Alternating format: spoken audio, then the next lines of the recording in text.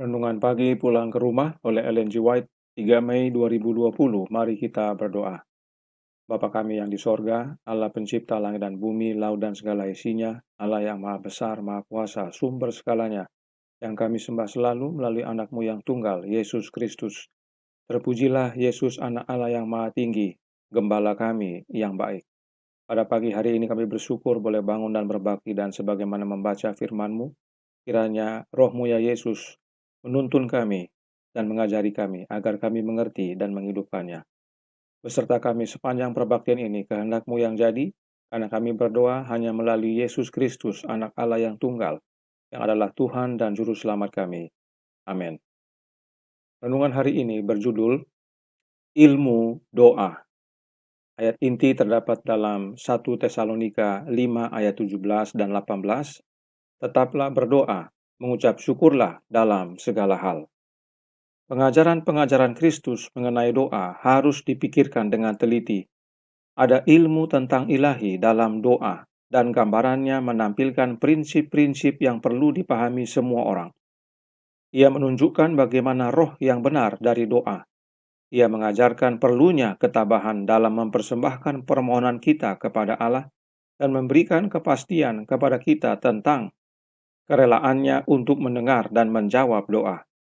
Doa kita janganlah bersifat permintaan yang mementingkan diri hanya untuk kepentingan diri kita sendiri. Kita harus meminta agar kita dapat memberi. Azas kehidupan Kristus haruslah menjadi azas kehidupan kita. Demi mereka, katanya, aku menguduskan diriku bagi mereka, supaya mereka pun dikuduskan dalam kebenaran.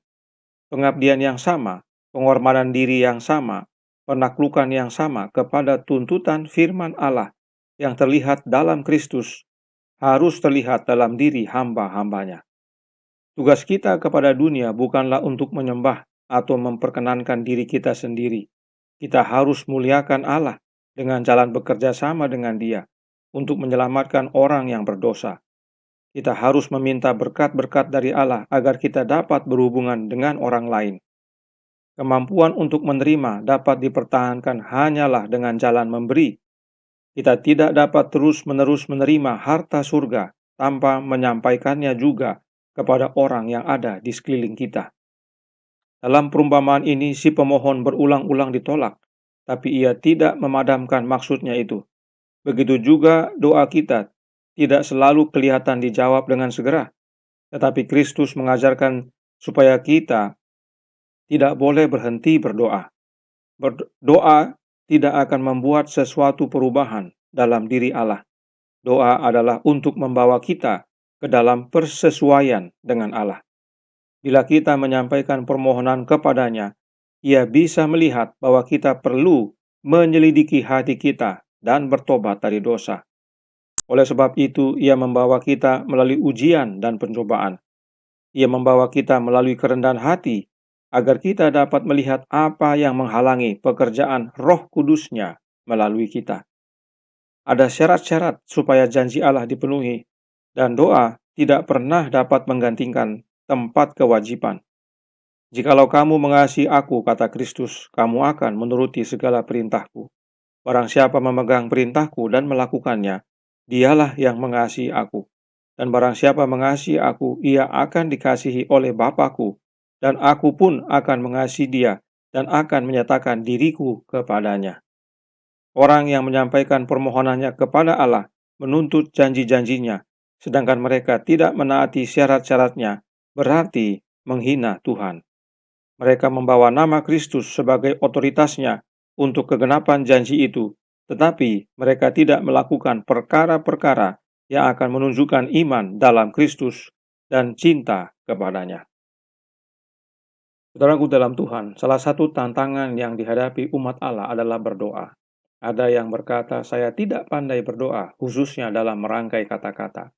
Roh Nubuat menasihatkan dalam SDA Bible Commentary Volume 7 halaman 939 paragraf 6 yang berkata, dia yang berjuang untuk bahasa yang fasih ketika berdoa sepenuhnya tidak pada tempatnya. Kefasihan yang diterima Allah adalah tangisan jiwa yang sungguh-sungguh rindu, yang merasa bahwa ia harus mendapat bantuan. Bukan kefasihan kata-kata, maka doa kita Allah terima. Namun kesadaran bahwa jiwa kita sungguh sangat membutuhkan bantuan dan berserah kepada Allah. Itu sebabnya ada ilmu doa. Apakah ilmu doa itu? Prayer halaman 57, paragraf 1, Nyonya White menyatakan, doa dan iman sangat bersekutu dan mereka perlu dipelajari bersama. Dalam doa, iman ada ilmu ilahi. Itu adalah ilmu yang harus dipahami oleh setiap orang yang ingin membuat pekerjaan hidupnya sukses. Kristus berkata, apa saja yang kamu minta dan doakan, percayalah bahwa kamu telah menerimanya, maka hal itu akan diberikan kepadamu. Markus 11 ayat 24. Dia menjelaskan bahwa permintaan kita, ini harus kita perhatikan, harus sesuai dengan kehendak Allah. Kita harus meminta hal-hal yang telah dijanjikannya. Dan apapun yang kita terima harus digunakan dalam melakukan kehendaknya. Kondisi dipenuhi, janji itu tegas. Ilmu ilahi tentang doa adalah mintalah sesuai dengan kehendak Allah. Dan bila mana kita meminta apa yang telah dijanjikannya. Inilah yang renungan hari ini katakan sebagai roh yang benar dari berdoa. Kemudian dalam Gospel Workers edisi 1892-1893 halaman 135 paragraf 1 yang berkata, jika para orang muda akan merasakan ketergantungan mereka kepada Allah setiap saat dan menghargai roh doa, menghembuskan jiwa kepada Allah di segala waktu dan di semua tempat, mereka dapat mengetahui lebih baik kehendak Allah. Roh doa itu adalah menghembuskan jiwa kita kepada Allah, berserah kepadanya. Dengan ini kita dapat mengetahui lebih baik kehendak Allah. Roh doa berhubungan dengan ilmu doa, sebab keduanya memastikan kerelaan kita kepada kehendak Allah. Itu sebabnya renungan hari ini menyatakan, doa kita janganlah bersifat permintaan yang mementingkan diri, hanya untuk kepentingan diri kita sendiri. Kita harus meminta agar dapat memberi. Halaman 137 paragraf 2. Nah, contoh agung kita adalah Yesus. Yesus berkata dalam Yohanes 17 ayat 19, dan aku menguduskan diriku bagi mereka, supaya mereka pun dikuduskan dalam kebenaran. Yesus menguduskan dirinya agar oleh dirinya, murid-muridnya juga dikuduskan. Bagaimana Yesus menguduskan dirinya?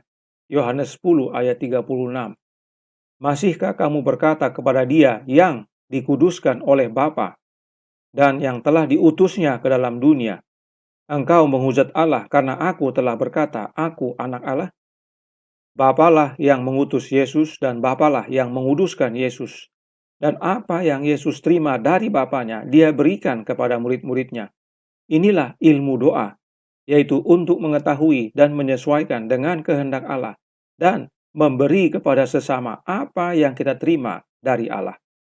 Renungan hari ini katakan, kita tidak dapat terus-menerus menerima harta surga tanpa menyampaikannya juga kepada orang yang ada di sekeliling kita. Halaman 137 paragraf 2. Perhatikan yang berikut ini dalam Pulang ke Rumah, halaman 137 paragraf 3. Doa tidak akan membuat sesuatu perubahan dalam diri Allah. Doa adalah untuk membawa kita ke dalam persesuaian dengan Allah. Inilah ilmu doa itu. Itulah yang renungan sebelumnya katakan, doa itu bukan untuk membawa Allah turun kepada kita agar sesuai dengan kehendak kita. Bukan. Tetapi membawa kita naik kepada Allah, yaitu sesuai dengan kehendak Allah. Karena itu penting untuk mengetahui kehendak Allah itu. Bagaimana caranya mengetahui kehendak Allah? Christian's Education halaman 84 paragraf 1 menuliskan, kehendak Allah dinyatakan dalam firman-Nya yang tertulis, dan ini adalah pengetahuan penting sekali. Apakah firman Allah yang tertulis itu? Alkitab. Jika kehendak Allah dalam Alkitab adalah pengetahuan yang penting sekali, maka kita harus bersuka untuk membaca dan merenungkannya setiap hari. Dalam tulisan lainnya, Nyonya White katakan, agar dapat melakukan kehendak Allah, kita harus selidiki firman-Nya. Counsels on Sabbath School Work halaman 73 paragraf 1. Jadi kita dinasihatkan untuk lebih banyak berdoa. Artinya, kita harus lebih banyak menyelidiki firman Allah. Karena dalam berdoa kita harus menyesuaikan dengan kehendak Allah. Dan kehendak Allah itu kita ketahui melalui menyelidiki firman-Nya. Apakah cukup dengan membaca firman Allah, maka kita mengetahui kehendak Allah? Tentu tidak. Ada yang lebih istimewa lagi. Apa itu? The Acts of the Apostles halaman 563 paragraf 1. Jika kita tinggal di dalam Kristus, jika kasih Allah tinggal di dalam kita, perasaan kita, pikiran kita, tindakan kita akan selaras dengan kehendak Allah. Yesus adalah firman Allah yang hidup, dan untuk bisa selaras dengan kehendak Allah, kita harus tinggal di dalam Kristus. Sebab hidup Yesus adalah hidup yang menuruti kehendak Bapa-Nya. Yesus berkata, "Makananku ialah melakukan kehendak Dia yang mengutus aku." Yohanes 4 ayat 34. Kemudian Yesus juga menyatakan, "Sebab aku tidak menuruti kehendakku sendiri, melainkan kehendak Dia yang mengutus aku." Yohanes 5 ayat 30. Itulah sebabnya kita butuh Yesus tinggal dalam hidup kita. Roh-Nya menolong kita mengetahui kehendak Bapa dan melakukannya. Sebab itulah teladan hidupnya. Di luar Yesus, kita tidak dapat berbuat apa-apa. Yohanes 15 ayat 5. Karenanya, mari kita baca dengan lengkap ayat tema hari ini. 1 Tesalonika 5 ayat 17 dan 18.